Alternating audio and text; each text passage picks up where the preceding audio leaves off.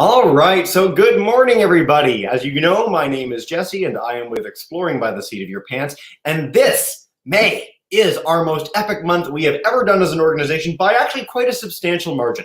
As many of our teachers will know, we are doing backyard bio all month long, encouraging all of you to get outdoors with your kids at home, in school, wherever you happen to find yourself, to explore the wonder of local biodiversity.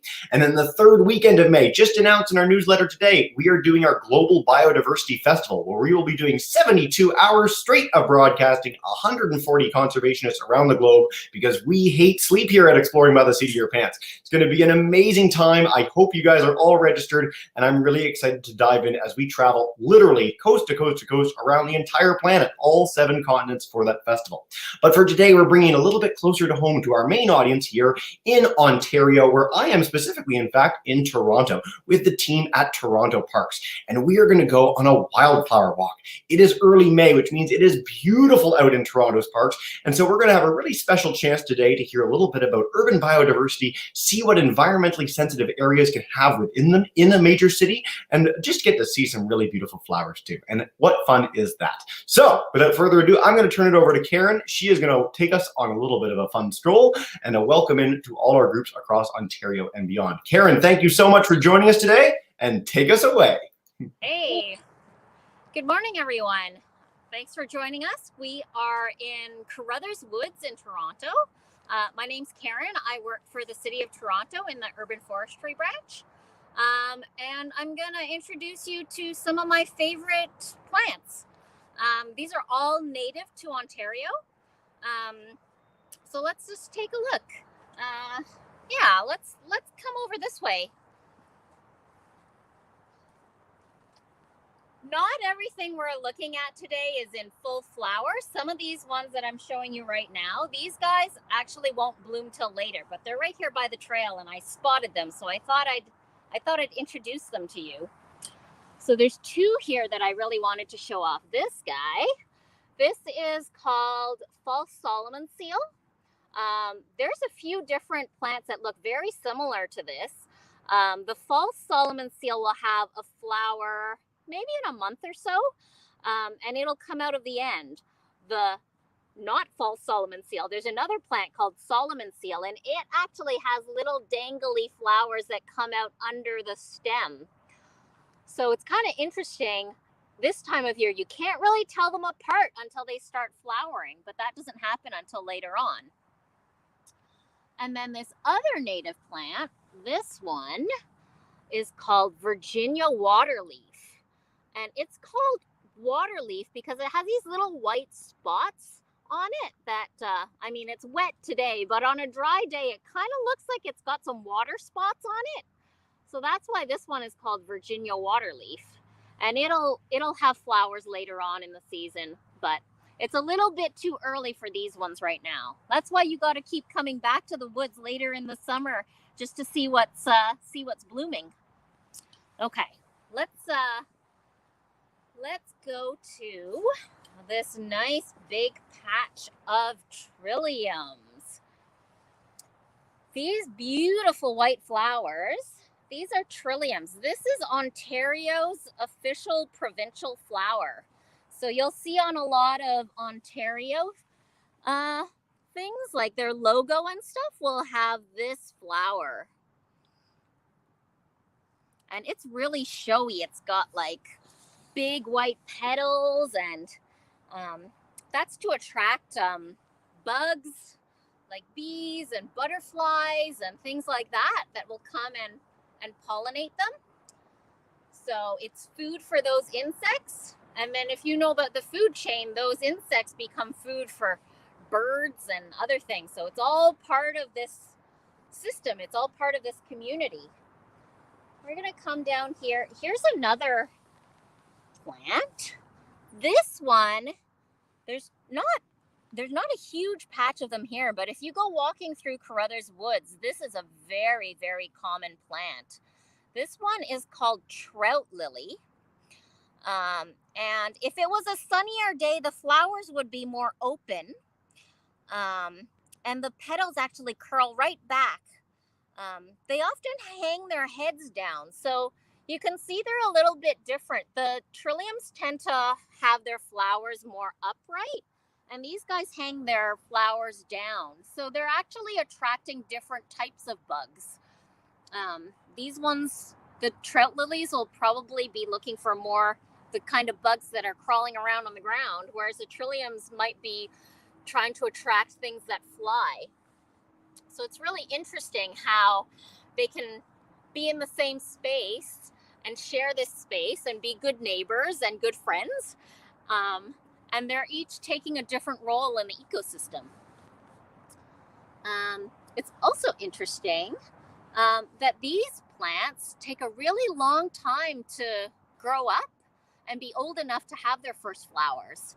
So the trout lilies, they actually don't start flowering till they're 4 to 7 years old. So that's like, you'd have to be like kindergarten to like grade 2 before you start flowering if you were a trout lily. And the Trilliums can take even longer. They can be up to like 10 years old before they have their first flower. So they could be like in grade 5 before they have their first flower. So it's pretty amazing how long these flowers might be here. Some of these flowers might be older than some of you guys. Yeah, I also want to point out the leaves of this trout lily. You can see it's got these little brown speckles. That's the easiest way to identify them. Sometimes when they're not old enough, you'll just see a whole carpet full of these little speckly leaves. And that's how it got its name too. I don't know fish that well, but apparently trouts have these little speckly colors on them. So if you learn about fish, maybe you'll see something that looks kind of like that. Let's go to this side of the trail. So you see how those flowers had big petals and were really kind of showy. This guy on this side, this is very different. This is a very different kind of plant. This is one of my favorites. His name is early meadow rue. There's different kinds of meadow rues, but this one comes up early in the spring. And I like its little leaves that, to me, they look like dog paws. Maybe you guys draw better than I do, but when I draw a dog, I draw the paws kind of like this. And these little dangly things, I don't know how well you can see those on the camera. These are the flowers. So these flowers don't really look like flowers at all, do they? They're just little dangly things. And the difference with this plant is it's wind-pollinated. So it just puts out these little dangly things for the wind to blow its pollen around. It doesn't put out big petals to attract the bugs because it doesn't have to. So if you're out and about and you see right now a lot of maple trees have these little dangly things, that's the same idea. The maple trees are also wind pollinated. So it's putting out these little dangly things so the wind can blow the pollen around. So it's really interesting to see how different plants can live together and share the same space, and they have different ways of getting their pollen out and about. So it's kind of neat to see that. I just wanted to show you this while we're here. We're not really talking about trees and shrubs today, but this is actually a choke cherry plant. And these little balls, these are the flowers. So this will bloom probably in a couple of weeks, a week or two. You'll see blossoms on those, and those will become cherries. Now they're choke cherries, so they don't taste very good, but we leave them for the wildlife here. So birds and things will come and eat them. Yeah. All right. Let's walk down a little farther. Here's some really fun stuff over here. This area, you can take a look. You can see all these plants here with these sort of big umbrella-like leaves. These are called May-apples. So you can see here, again, we're a little bit early for the blooms, but that's going to be the flower. So these May apples, they'll send up one stick like this, and then when they get old enough, they'll have 2 leaves and 1 flower. So later this year, like later in the summer, this will become a little fruit. And the fruit is actually edible. So I think that's probably why they ended up naming it May apple. I've never eaten it. Apparently it's edible if it's ripe. If it's not ripe, it's poisonous. So don't eat things if you're not 100% sure of what you're doing. But yeah, so it comes up in May, and then it has like a little appley looking fruit later. But these are another kind of plant where when they're young, they only have one leaf. And then when they get older, they'll have 2 leaves and a flower. So you can tell some of these are younger and some of them are older.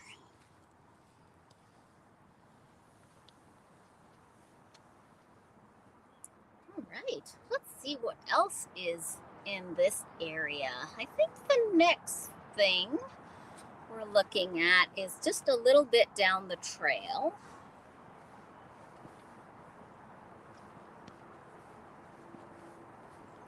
Yeah, right over here.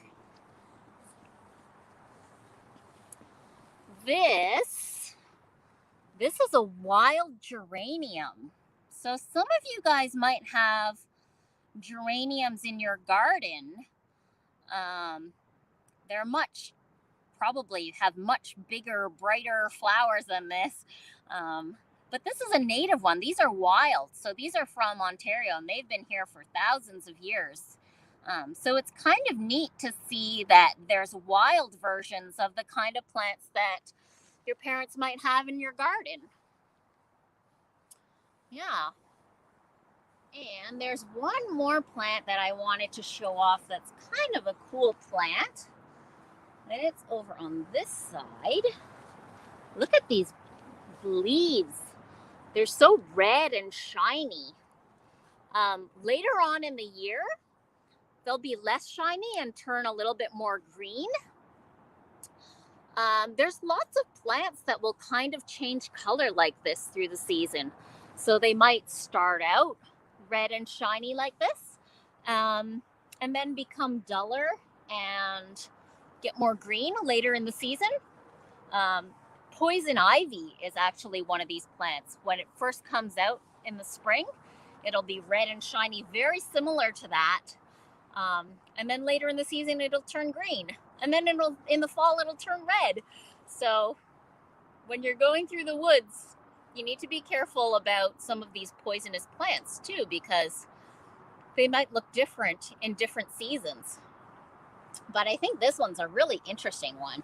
You can see it has one stem that comes up, and then it has 3 leaflets. Sometimes the leaflets have 3s, like this one here. You can see this leaflet only has 3 little leaves on it. So that looks very similar to poison ivy, that also has leaflets that come out in 3s. But this is actually a completely different plant. And you can see here, this is its flower stalk. So it has one stem with the leaves and a different stem, a separate stem with the flowers. And these haven't quite opened up yet, but these will be like little puffs. They look like little pom-poms when they're blooming. So that's kind of a neat plant. And this one is called wild sarsaparilla. Sarsaparilla was actually a drink that they used to make. It was a very popular drink in the early 1800s.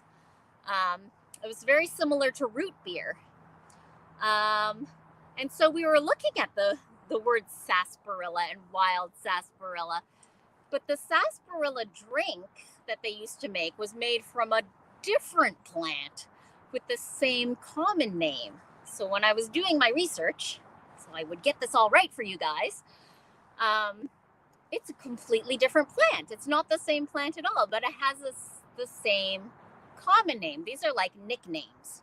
So when you're studying plants and you're studying science, there's scientific names that are Latin names, and they're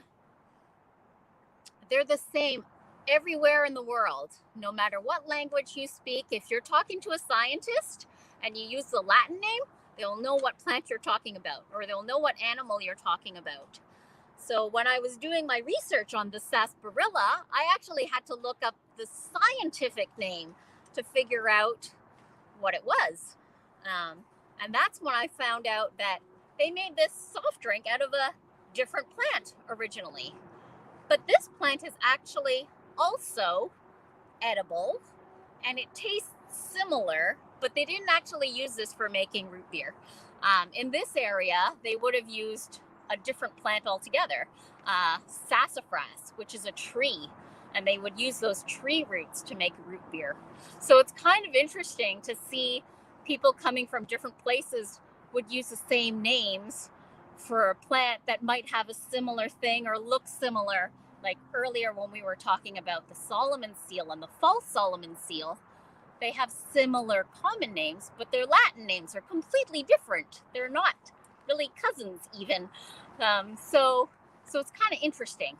But I think, if you're out and about and you see plants and you don't know what the name is, you can make up a common name for it. You can make up a nickname for it. So when you're talking to your friends or your family, they know what you're talking about. Like these May apples, I think they look like fairy umbrellas. So maybe I'll just call them fairy umbrellas, right?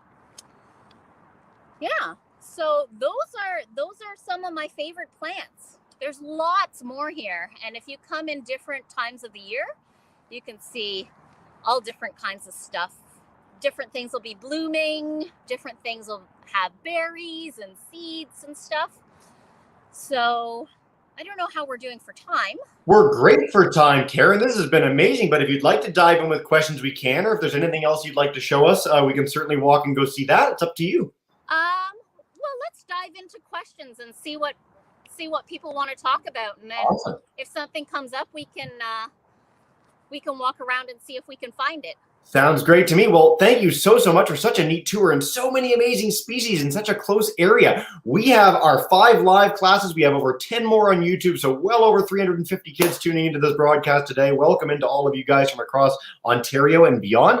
We've got a lot of questions about where you guys are. So Crothers Woods, correct? I'll bring that up on the screen for people to check out as well, which is awesome. And we're going to dive in with questions. If you're on YouTube, please share there for our live classes. We'll come to you guys in just a second. And in fact, we're going to start with Miss Momo's class. So Miss Momo's class is joining us at the TDSB Virtual School. Just unmute that mic and come on in.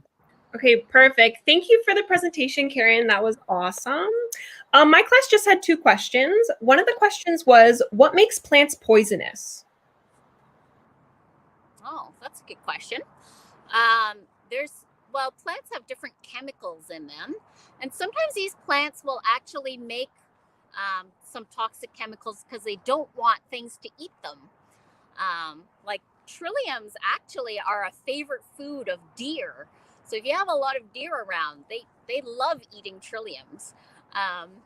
They won't eat all of them, but they'll definitely munch on them. Some plants have developed some toxins so that other animals and things won't eat them or will feel sick if they eat them. And I think the interesting thing about plants that are toxic is that if you're a doctor or a healer or something and you know how to use those toxins to make medicine, like that's a whole other interesting science. But that's why if you're not sick, you shouldn't take medicine because it'll actually make you sick.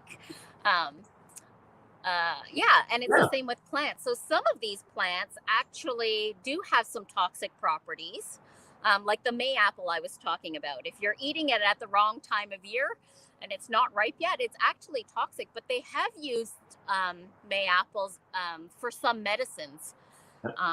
So it's kind of interesting to study that.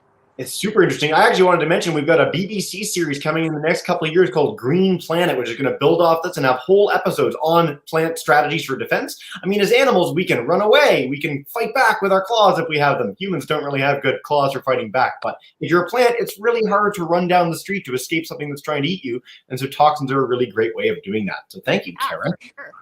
All right, yeah, great to kick us off, guys. Miss Jabbery's class, also joined us in Ontario at Oakwood Public School. Come on in, guys, and take us away. Hi, thank you so much. Olivia from my class is in grade 2, and she's asking, what is the maximum age for flowers? Oh, the maximum age for flowers. Different plants actually have very different lives. So some plants will only live for a year. So from a seed, they'll grow, they'll have their flower, and that same year they'll die. And they'll make seeds for the next generation. So next year things will grow from those seeds. But some of these plants we were talking about here, they grow from roots or bulbs or rhizomes. So they can be quite old. I'm not sure how old they can get, but if nothing eats them and they're healthy, they can live for many, many years. Yeah, they can live a really long time, some of them. Yeah. For all our kids at home, too, if you have parents that happen to have gardens or an actual backyard, you can check out the difference between annuals and perennials, flowers you need to get every year and flowers that are going to live and be consistent year after year. It's a great way to get sort of entrenched into botany and get excited about it from home, wherever you happen to be joining from. All right, we're going to go to Miss Pomeroy's class, and then after that, we'll take a few from YouTube before continuing our train. So Miss Pomeroy's class, they're joining us today in Toronto as well. We got a lot of Toronto because, of course, we're in Toronto with our program today. So how fitting. Just unmute that microphone and go for it. Hi, good morning, everybody. Thank you, Karen, for the wonderful presentation this morning. The only question I have from my class so far are there any mushrooms around at this time of the year? That's an excellent question. I haven't seen any mushrooms. I know they come with the rain. I haven't seen any here, so I'm not a mushroom expert. I know they are in these woods somewhere, but I haven't seen any. You'll see them sometimes come out of the ground, or sometimes they're growing on the trees. But that's a really good question. Maybe Jesse can find you guys a mushroom expert one of these days to do a mushroom tour. We sure will. Mushrooms are fantastic, and I want to leave you guys with one mushroom thought. I know we're focused on flowers today, but one of the coolest things in biology that we've discovered in the last about 30, 40 years is the fact that if you see a mushroom, it is more related to you than it is to the plant that it's beside. So fungi are closer to us than they are to any of the plant kingdom, which is pretty mind-blowing, and I think that's very cool. So thanks, Miss Pomeroy, for the question. All right, we're going to go to YouTube for a minute. We've got a whole bunch of kids that are dying to know, Karen, what is your favorite flower personally? Oh, my favorite flower? We actually didn't see my favorite flower today. It's bloodroot. It's down another trail. But it's a little far from here. But yeah, those ones are spring flowers that they come up, they bloom, and then within a few days they're gone again. So if you miss them, it's like a very short window of time to see them. But they have like really interesting leaves too. Yeah. I have lots of favorites. I could make a list of favorites, but that's definitely one of them. We'll get that list to all the classes. That's very cool. So when we're done the broadcast, you can go run and check it out. We'll pretend that it went longer so you have extra time to be outdoors with the cool flowers. That's right. Miss Dykstra's class, they're joining us in Guelph today. They're joining us for all our broadcasts. We love Miss Dykstra's class. So they want to know, is there an app that you'd recommend to help children identify plants when they're walking down a trail? You know so much, and when you're walking down, you just know these plants by sight, but is there something that kids might be able to use to find things close to where they are? I actually don't use an app because I started learning about my plants before they had things like apps because I'm that old. iNaturalist is a really good one. You can learn a lot from iNaturalist. Yeah. There is another one? No? There is another one. I've got another one for you. So iNaturalist is fantastic. We've been using it for our backyard bio program. And one of the things that some of the classes in the chat have been mentioning is the Seek app. So Seek is Pokemon Go for nature. You go out with a sea cap, you hover it over that bloodroot, you hover it over that trillium, and it'll tell you that it's a trillium. It'll tell you that it's a bloodroot. It'll tell you everywhere it's ever been seen in the world. It'll tell you all about it. And then when you take the picture of it, you'll earn the plant badge. And if you take a picture of the fungi right next door, you'll earn the fungi badge. So it's really cool. It is so cool. We'll get you out there. You're not too old to start with apps because I'm used to them too, so we can do it together. But great question, Ms. Dykstra. And yes, we really encourage iNaturalist as well. It's something that we're really doing in a big way for backyard biome.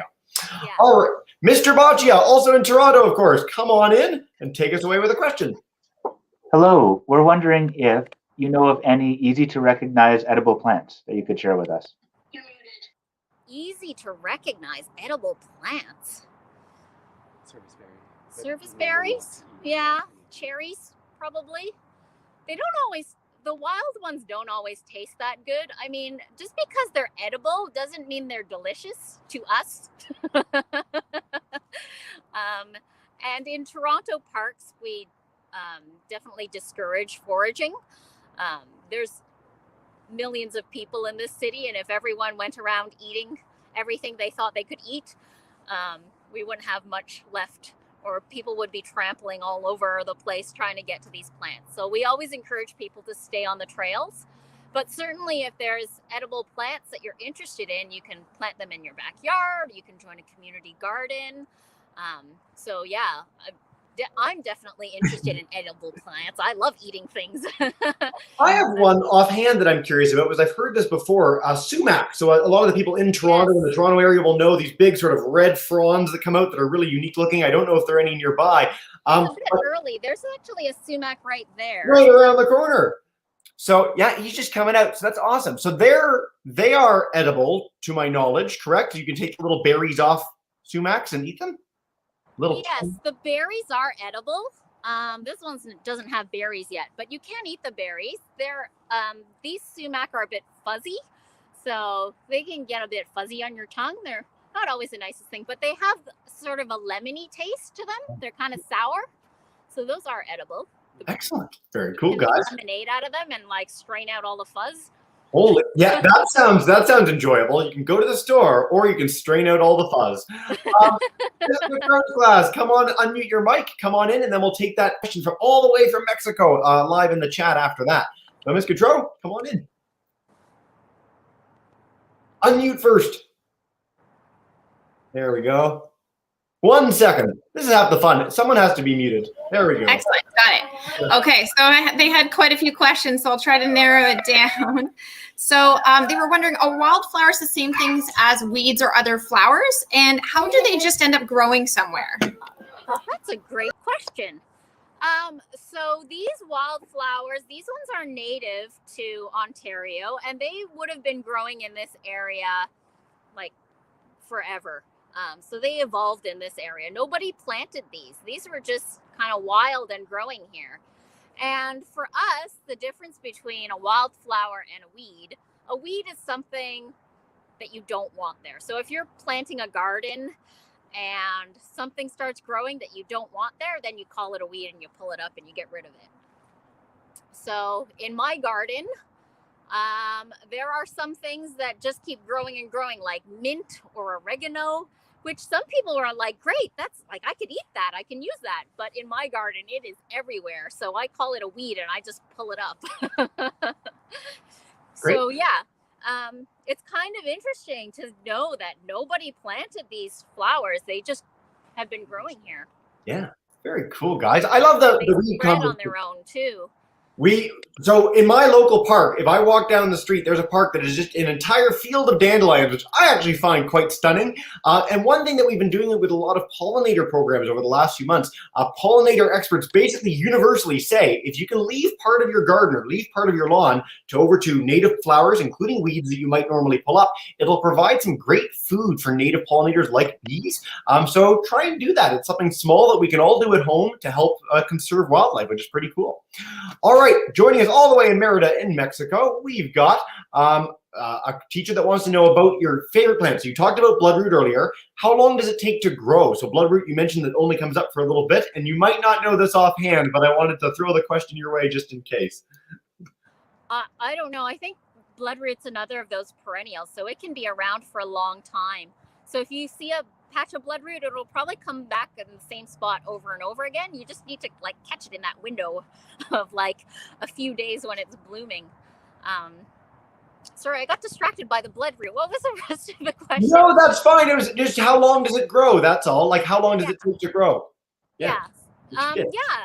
Perennial plants, they'll just come back year after year from the roots. Like, I don't know if some of you guys might have tulips or daffodils or something in your garden, but those will come back year after year.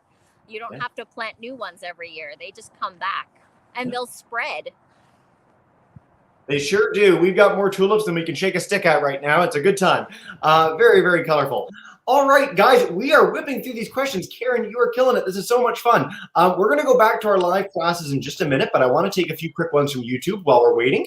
So Mr. McCleary wants to know, how old are the oldest trees in your woods? So if you're walking through, are there any just giant trees, and how long have they been there? Wow, that's a great question. Some of the trees in Crothers Woods are actually really old. They might have been around for over 200 years. Someone actually did a study once on old growth trees in Toronto. Cool. So he actually went and looked at some of the parks and ravines in Toronto that had some of these really big old trees. And he was saying that it's quite likely that some of these trees have been here since pre-European settlement.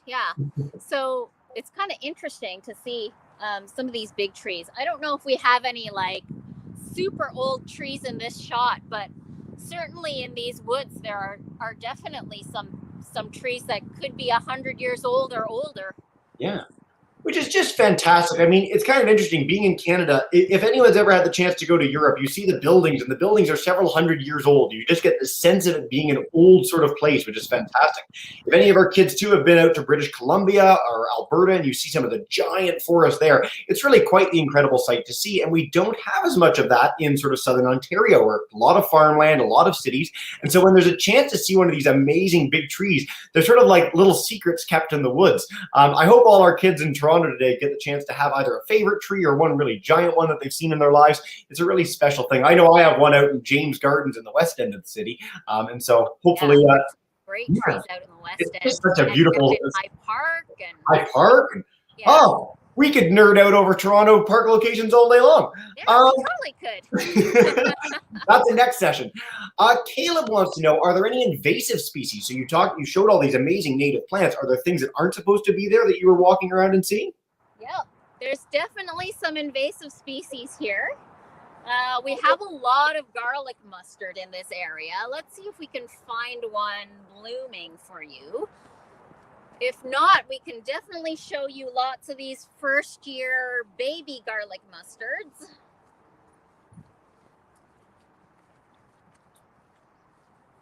Should we just talk about the first years, or what do you think? Sure. Yeah, that's fine. Let's check them out. I got it up on the screen too so people can see the name. Okay, well, let's just talk about these guys.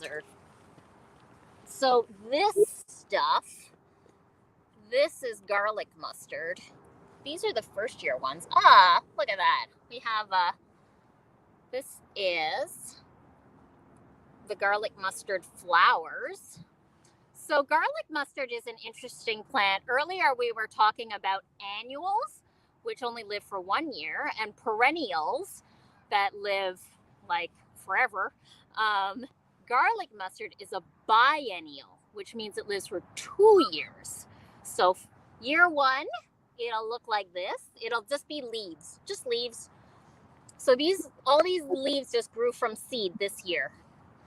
And year two, it'll look like this and make flowers around this time of year.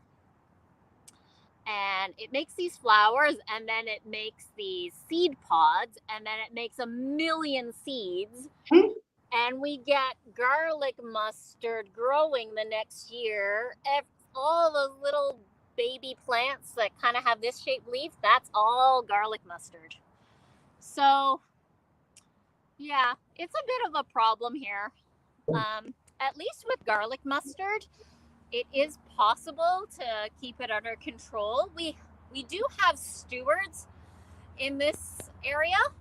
So we have a volunteer team who comes through and helps us deal with some of the trail maintenance and some of the garlic mustard. So it's a team that meets in Crothers Woods. But because of COVID, we haven't had that. We didn't have that last year. Yeah. And that might be why the garlic mustard is like extra, a little extra this year. Yeah. So, yeah. Fantastic. Thanks for giving us a little tour. That was awesome. All right, we're going to go back to our live classes. Miss Momo's class, if you want to come on first, just unmute that mic and you're good to go. In fact, all our teachers can unmute their microphones. That's the way this works. So please do. And Miss Momo, take us away. So I had a student in my class, Arhan, and he wanted to know, is there any poison ivy in the forest? We found some poison ivy. We actually had to look for it because there's not that much poison ivy in this area. But let's just walk over to where the poison ivy is. I'm really glad you're taking us here. This is a very popular question on YouTube too, is about poison ivy, how to identify it, what it looks like, and more.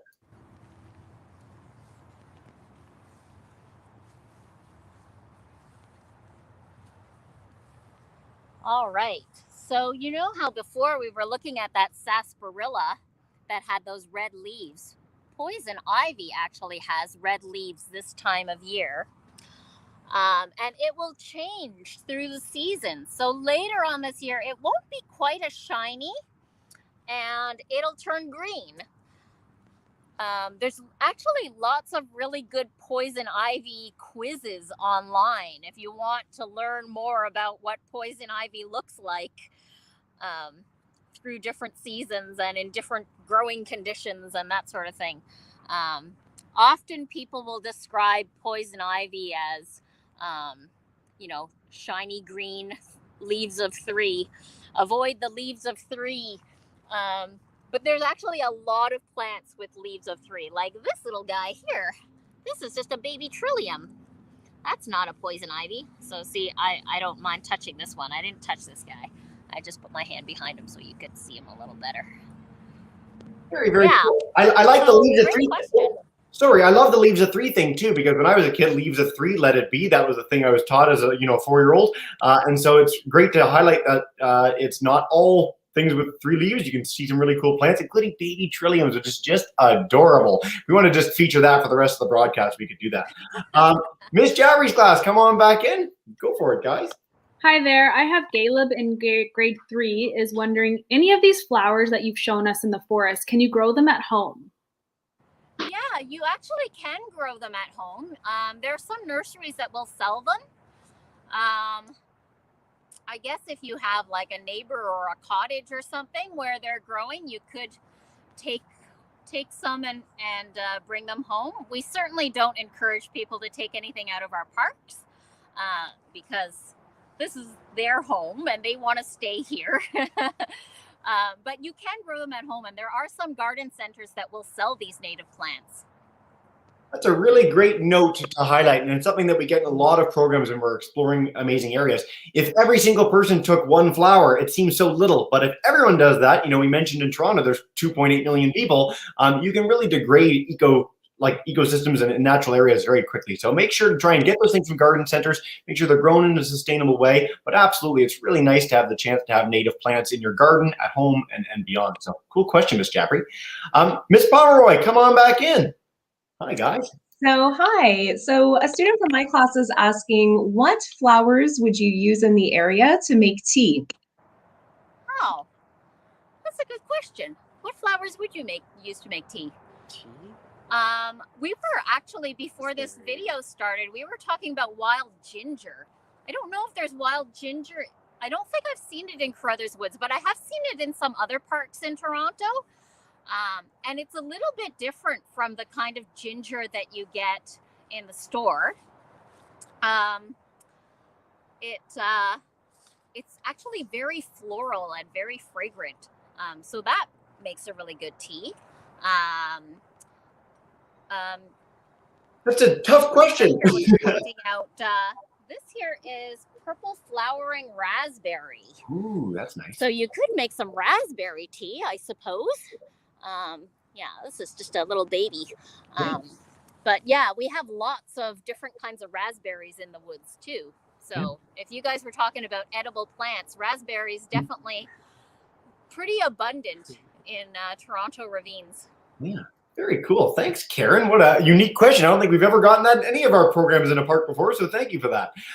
We've got time for about 4 or 5 more questions. I'm going to head to our Mexican class first. They want to know about the degree to our poisonous flowers. So you didn't want to touch the poison ivy. They want to know if they can kill you, or what's the deal with poison ivy or poisonous flowers in travel parks.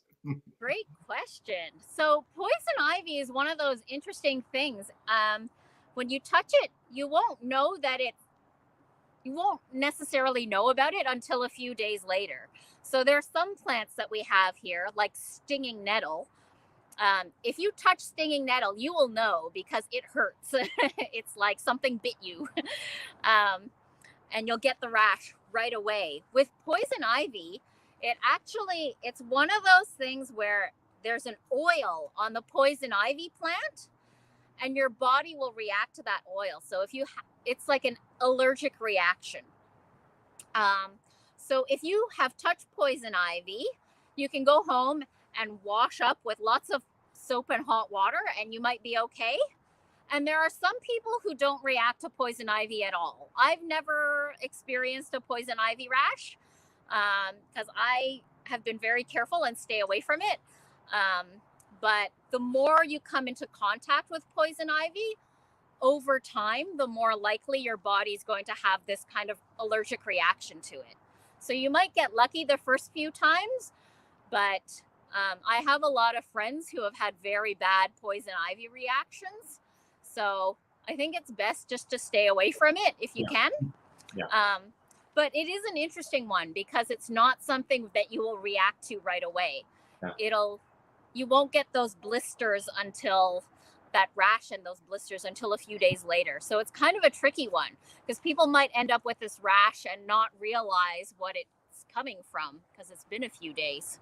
Yeah. Karen's very lucky to have never had poison ivy. I've had it 4 or 5 times now, so I guess I'm a little less careful out in the woods.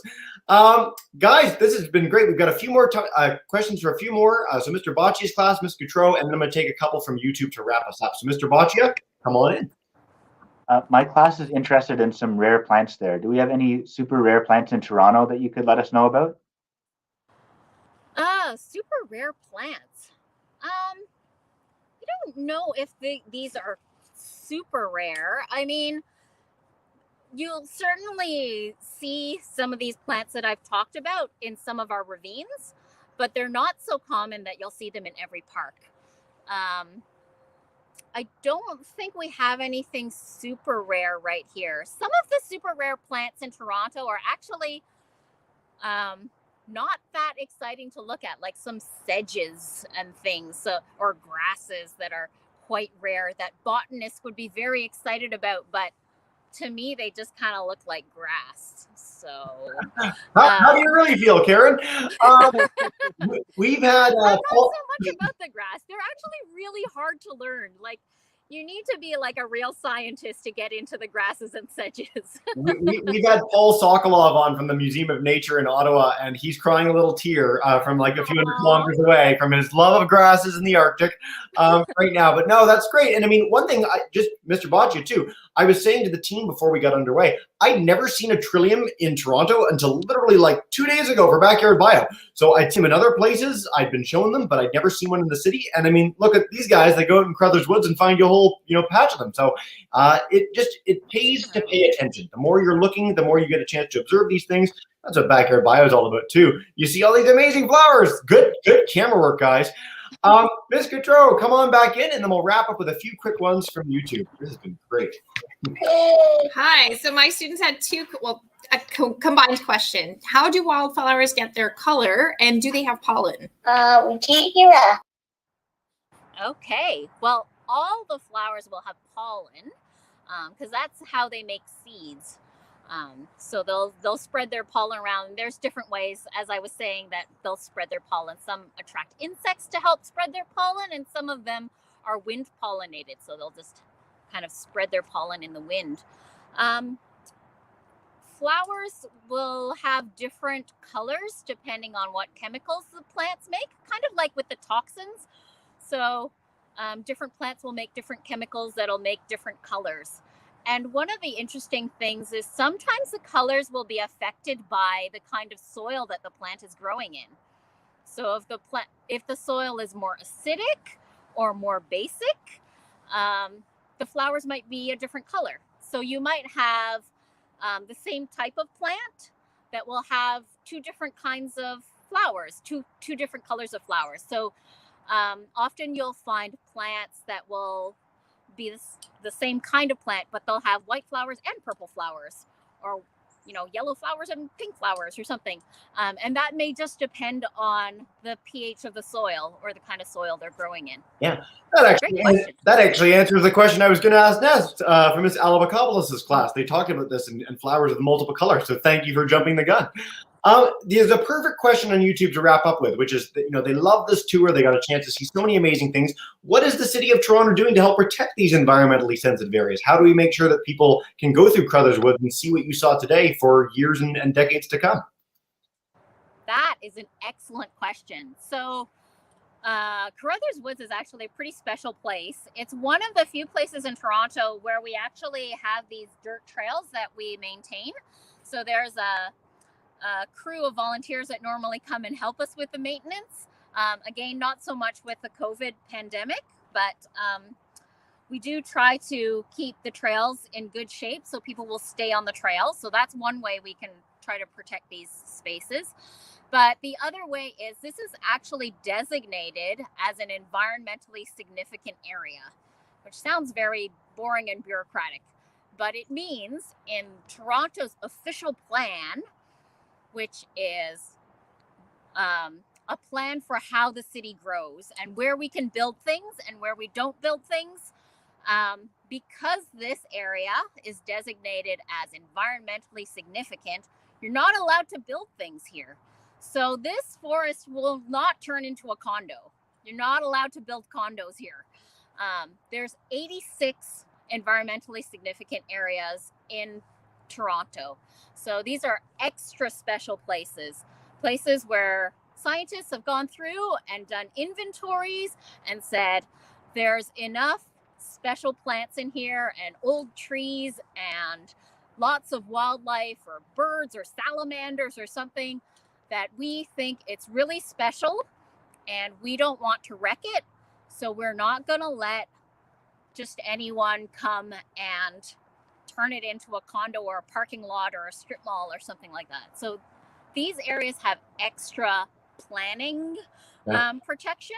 The other protection is a lot of these sensitive areas are actually owned publicly. So owned by the City of Toronto or the Toronto and Region Conservation Authority. And we just take care of these spaces. So in these areas where we don't have a volunteer team, we actually have some staff crews who will come through, and they have like university and college degrees and have learned a lot about ecological restoration and how to take care of the native plants and how to manage the invasive plants like the garlic mustard we were talking about before. So they have different techniques for how to keep things in balance. I think that's one of the tricky things about being in a city and being in an urban natural area is there's always like stuff coming from urban areas or from built up areas into these natural areas that the natural area is not really that happy about. So that's where we as the City of Toronto come in with staff and we kind of make sure the plants stay happy. That's kind of our job in urban forestry. Yeah, and you do a fantastic job. Toronto really is. Its slogan is a city within a park. It lives up to that reputation. If anyone's ever had the chance to go up the CN Tower and see the green spaces for miles in every direction, it's really a special place. And so thank you so much for sharing such an amazing corner of it with us today. Again, so many kids from across Ontario and beyond got the chance to join.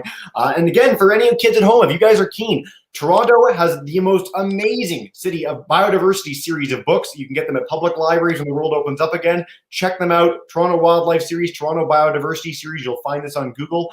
And if you want to learn about things close by, CCAP or iNaturalist, join us at the Backyard Bio Global Campaign at backyardbio.net. We'd love to have you guys out exploring and finding things like Karen had the chance to share today. Karen, this has been so much fun. What we do at the end of every broadcast, I'm going to bring in all our teachers. So Miss Momo, Miss Jabri, Miss Pomeroy, Mr. Bacha, and Miss Gautreau. If you guys want to join me in saying a big thank you and farewell to Karen for